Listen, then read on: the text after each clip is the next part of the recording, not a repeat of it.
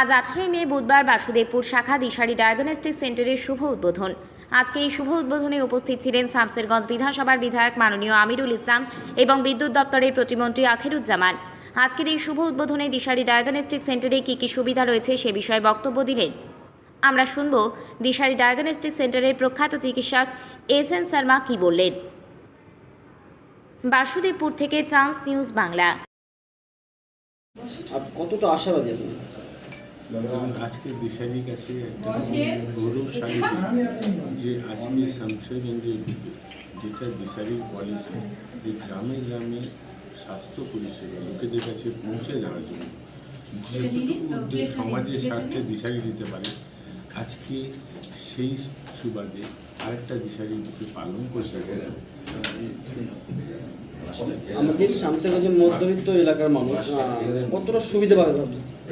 দেখুন, আমরা প্রথম থেকেই শুরু করেছি ডাক্তারদের চেম্বার পলিক্লিনিক এবং বিভিন্ন রকম ডায়াগনস্টিক পরিষেবা দিয়ে, যেরকম আমাদের এখানে প্যাথোলজি হবে, এক্স রে হবে, ইসিজি হবে, আলট্রাসাউন্ড হবে। আমরা আগামী দিনে তার বাদেও পেশেন্টদের এখানে বেডে রেখে মানে ইনডোর সার্ভিসেস ট্রিটমেন্টের জন্য সেইটুকু আমরা কিন্তু আমাদের আগামী দিনে পরিকল্পনা আছে, কিন্তু সেটা ধাপে ধাপে নিশ্চয়ই আমাদের করার আগ্রহ আছে।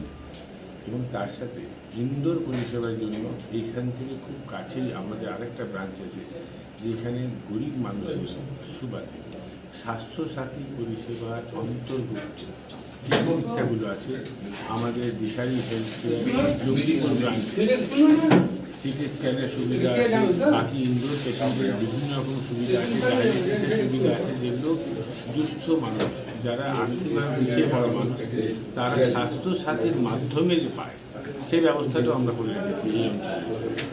আপনি আমাদের সামনে মানুষদের কি বার্তা দেবেন?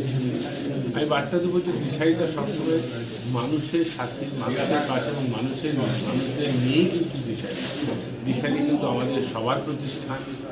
আমরা এই প্রতিষ্ঠানটি আপন ভেবে যেরকমভাবে একে এগিয়ে নিয়ে যাওয়ার জন্য বিভিন্ন সময় যা যা প্রয়োজন হয় মানুষই আমাদের জানা, এবং তাতে দিশারির স্বার্থটা সফল হয়।